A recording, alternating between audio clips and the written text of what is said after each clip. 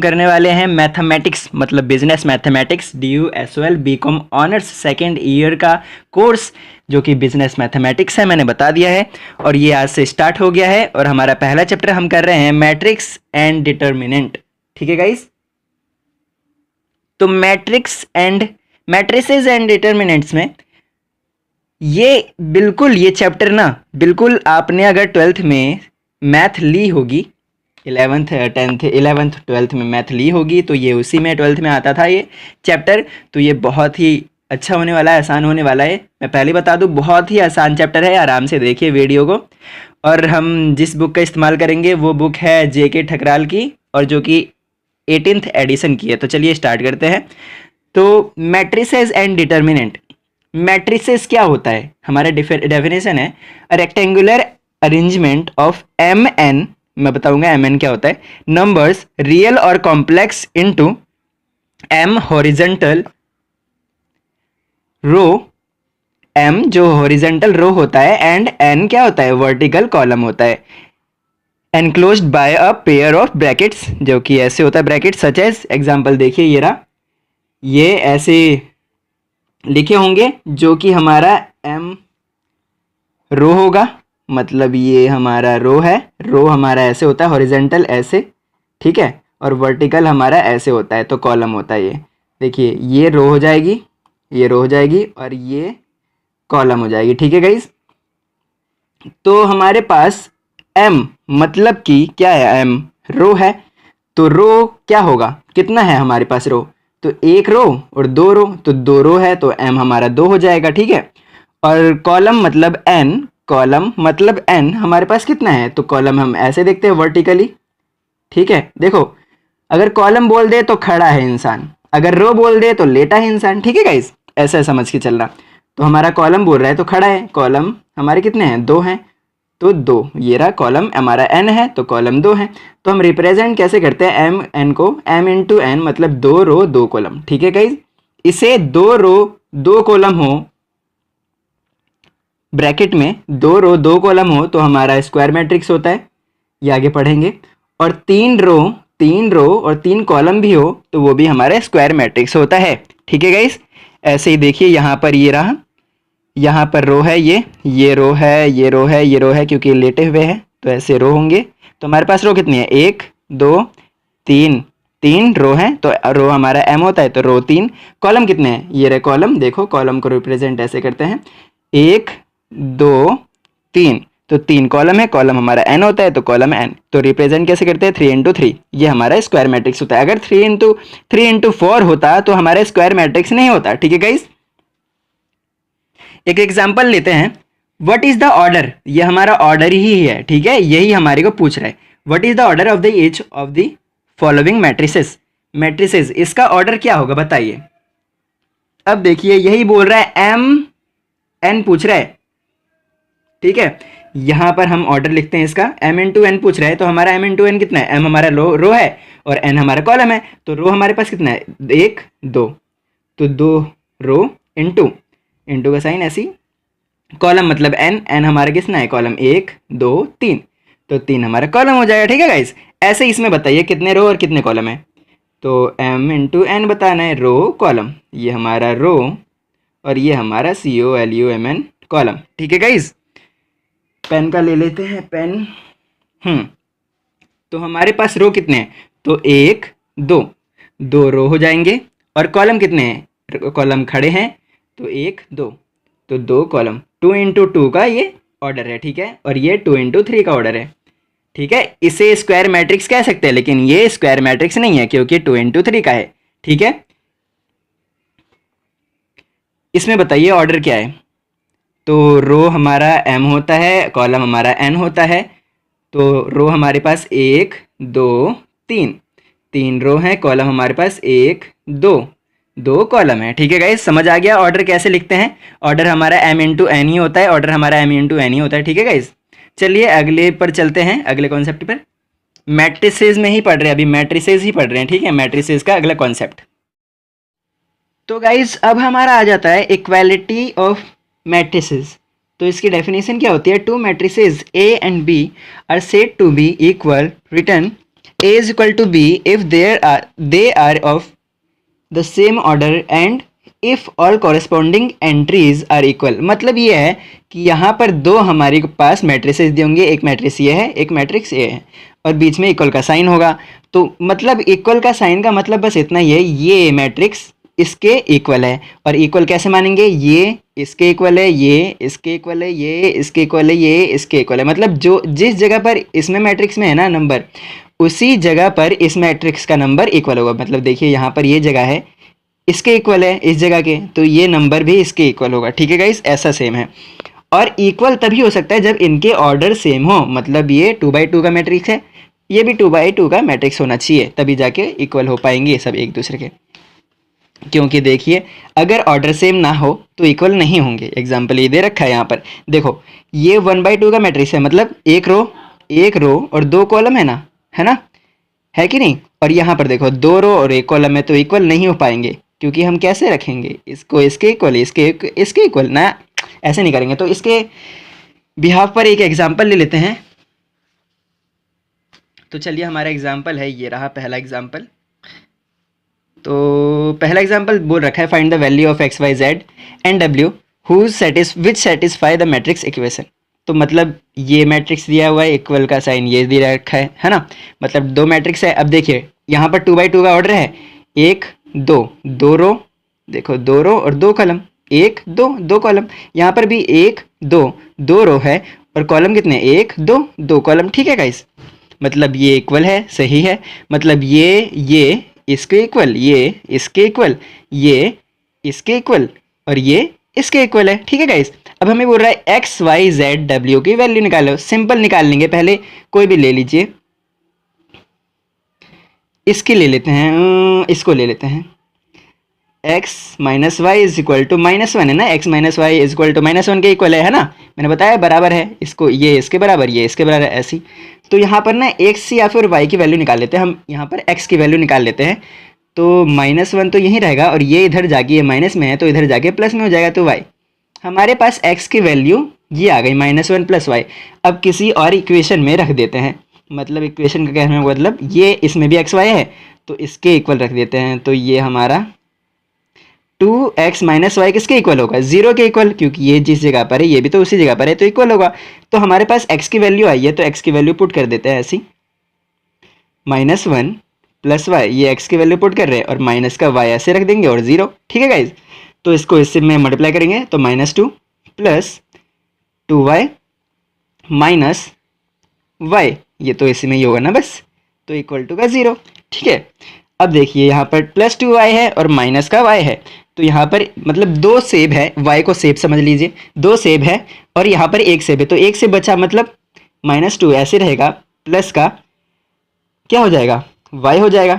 ठीक है, क्योंकि प्लस का साइन बड़ा है ना, इज इक्वल टू 0। और यहाँ पर y ऐसे रहने देते, यहाँ माइनस का है तो इधर ले जाएंगे, इक्वल के बाहर, इक्वल के पार ले जाएंगे तो प्लस का हो जाएगा, साइन चेंज हो जाता है क्योंकि। तो y हमारा 2 आ जाएगा, यहाँ से y 2 आ गया तो x की वैल्यू निकाल सकते हैं ना। यहाँ पर देखिए x की वैल्यू निकाल सकते हैं यहाँ पर, तो x इक्वल टू 1 + y की वैल्यू क्या थी, 2 प्लस का, तो x हमारा कितना आ जाएगा, 1 आ जाएगा। ठीक है गाइज, अब x जब 1 आ गया तो यहाँ पर x और z है, 2 इक्वेशन है, तो x की वैल्यू आ चुकी है, तो ये भी निकाल सकते हैं z भी।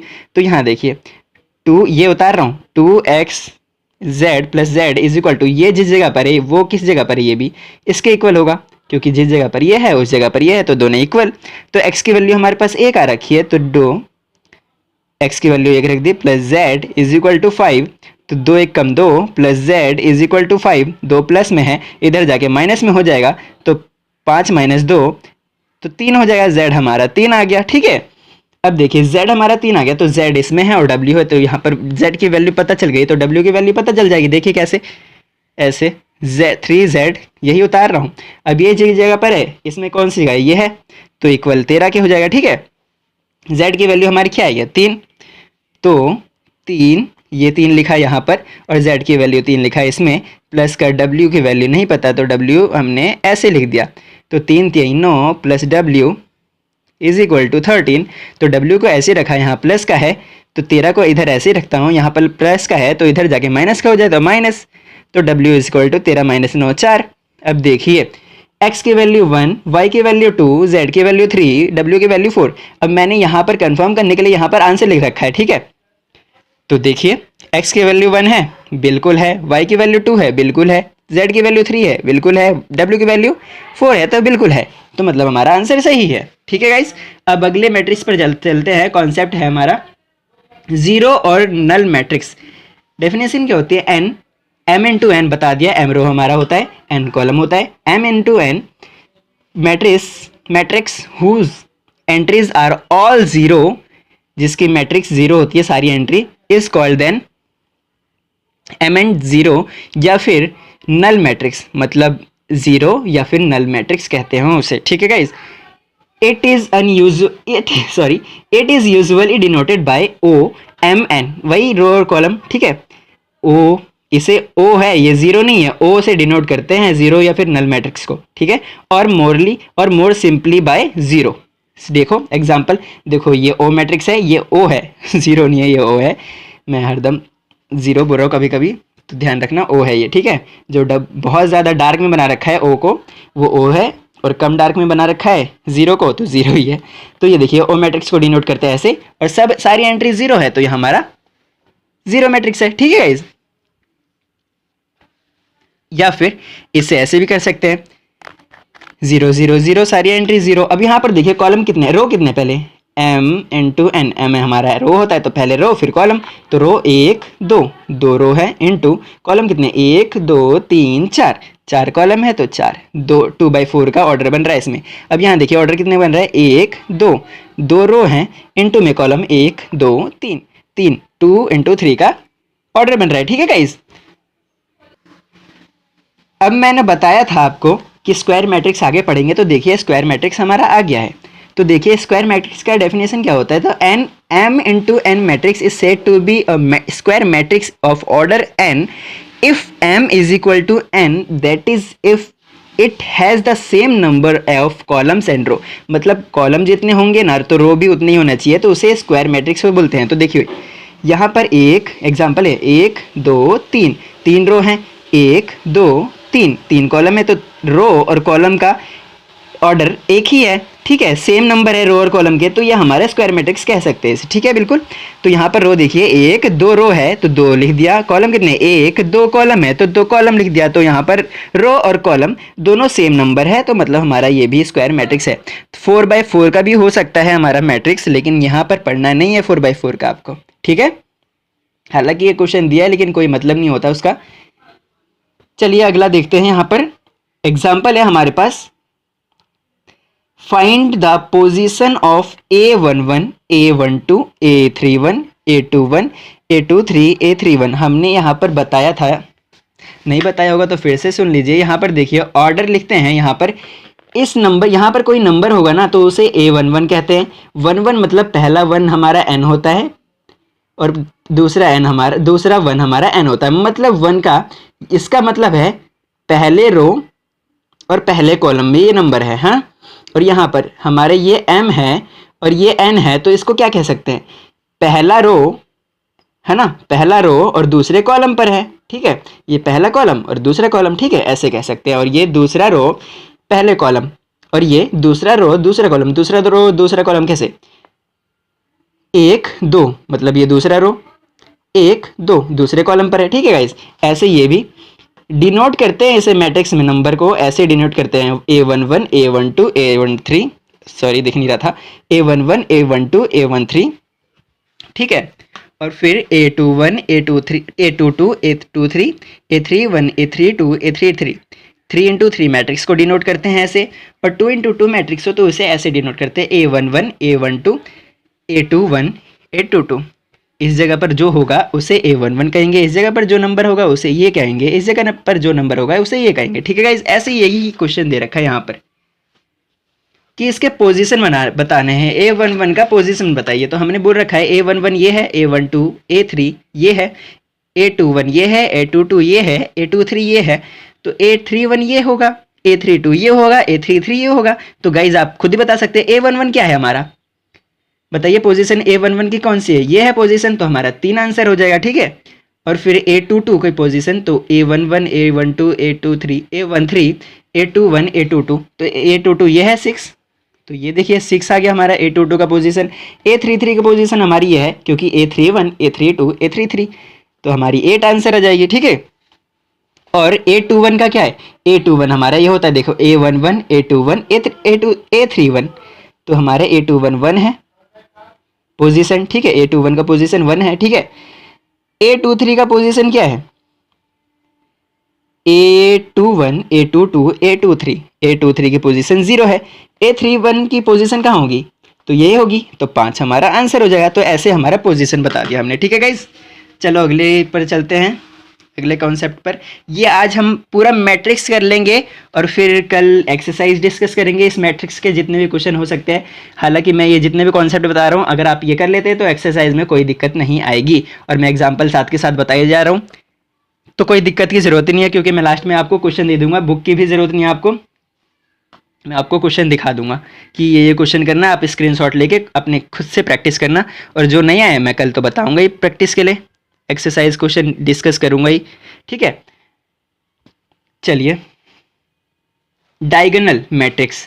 तो डायगोनल मैट्रिक्स क्या होता है, a square matrix is said to be diagonal if each of its entries not falling on the main diagonal is 0, ठीक है।